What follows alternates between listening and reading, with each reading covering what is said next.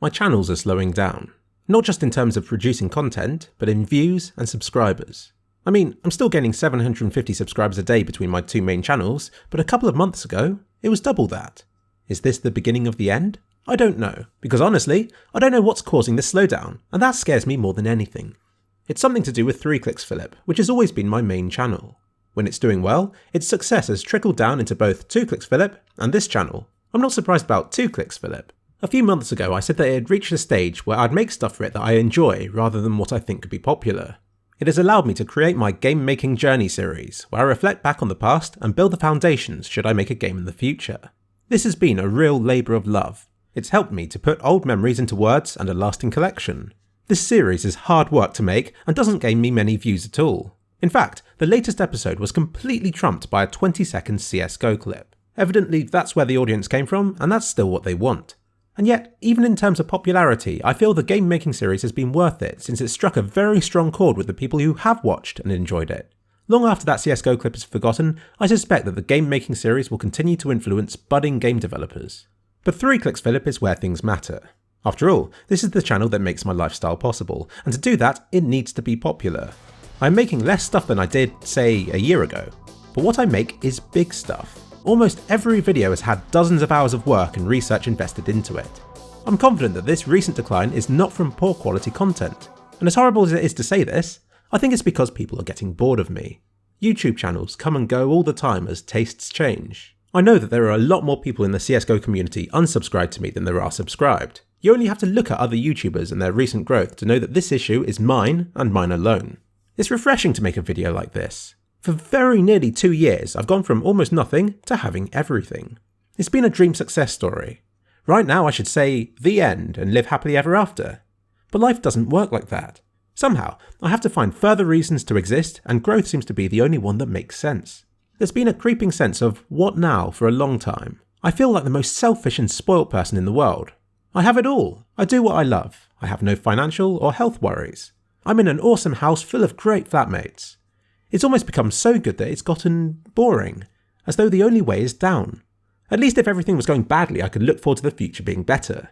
Right now, I know that I'll look back at this exact moment in my life and regret not doing something more with it, or from not appreciating it as much as I should. I don't get pleasure from small things anymore, like from playing games or from doing something new. My life's just a big flat line as high up as you can get. I feel that anything that isn't mentally stimulating, challenging, and directly contributing to my success is time that's wasted. I've got depression from being too happy.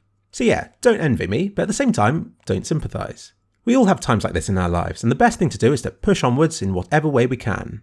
I go to the gym frequently, not because I enjoy it, but because I look forward to getting back again. I go out and do the recycling so that my recycling bag in the corner of my room is empty. I do stuff I don't like to appreciate what I do more. With my YouTube channels, I'm trying to keep all of my recent videos released within the last 2 weeks, and I'm currently managing it. I don't think it's going to magically solve the problems my channels have, but at least I feel like I'm doing something about it.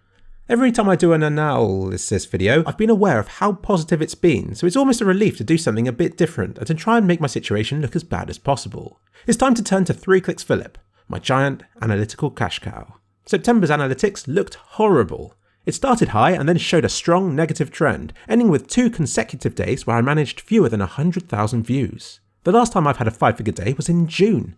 What I didn't say about September was that it started with the strongest figures that my channel has ever reached, all thanks to one runaway success video which quickly amassed over 1 million views. As usual, it was a video that I didn't expect to be popular, and the attention that it attracted was from cheaters, but I'll still take it as a success. Of course viewing figures are going to go down after the success of this video died off. What I find harder to understand is how the views and subscribers didn't just return to normal, but instead continued to drop to below previous levels. It's almost as though the success of that video borrowed people who would otherwise have visited my channel later on in the month, though I'm sure it doesn't work like that. So let's turn this situation around. Treat it as the start of a new stage, and to give what I do renewed meaning. I'm excited already. If I want YouTubing to be a viable career, then I can't rely on one-hit wonders. I need to find a way of consistently repeating my successes. I have no answers yet, but I'll try and find them. And what about this channel? I admit, I treat kliksphilip like rubbish, and yet the views and subscribers continue to increase. You're all so faithful and lovely. I feel like if you were all dogs, then you deserve a better owner than me. Considering this channel's size, dislikes are super rare. I treat kliksphilip as a place where I'm free to say and to do whatever I like. If I realise that I'm doing it in front of 22,000 people, then I might behave differently. In all honesty, I hate watching videos of myself. Despite knowing that the videos were made with good intentions, watching them I feel fake and attention-seeking. I hated using Twitch and cringe when I look back to it. It's no secret that the most successful YouTubers are the ones to show their face and who use their personality to drive their channels, but I just don't like it and feel it goes against everything that I stand for. I'm very happy to hide behind scripts and planning. It's not as though I'm scared of people either. I only feel bad with hindsight, looking back at the event. Thanks to everybody who suggested things in my earlier video. I'll reply to a lot of your comments directly rather than do it on this video, but there are a few good points that I feel are worth mentioning here. A lot of people suggested that I took a break so that I returned with renewed vigour. And it works. Quiet periods are often followed by a busy one, and vice versa. But I still don't feel that it can compare to slow and steady progression, which I feel teaches me the best habits. Sometimes, taking a break can encourage more of the same, as though my mind's all like, oh, that break was fun, do it again. So because of this, I don't think that a break will help me. If I fancy making a video, then I'm going to grasp that opportunity. I'll point out Sonarctica's comment because it's so true, and it's probably the direction I'll head in. Yes, I can make good quality content that takes me ages to produce. Or I could be smart and make something that's more popular in a fraction of the time. And I feel I've done enough of the former recently to justify the latter to drive progress. Why should I always make life difficult for myself? So that's it for now. Exciting times have been had, and hopefully there are more ahead. Stay tuned for quality shitposts. I have 2 health left. I won't hold a lot of time, bro. Oh! Nice one. To your left! There he is, Philip! He's on side! On side, there he is! What? What? Where?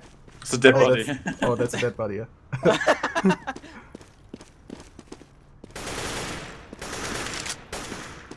Maybe. Okay, I'm gonna plant. Yeah. I'm gonna take the bets. The bomb. Bomb has been planted. Connector! The bomb is set for a connector though. You will see it from there. Oh, that backstep again. They hit the backstabber. Oh. The bomb is set for you anyway. Oh, you still got 2 flashes, that's fine. Oh, it's on the left. Right. Oh, that's the buddy, wow. Yeah, that's what I saw, I thought. Earlier. Yay! Nice one.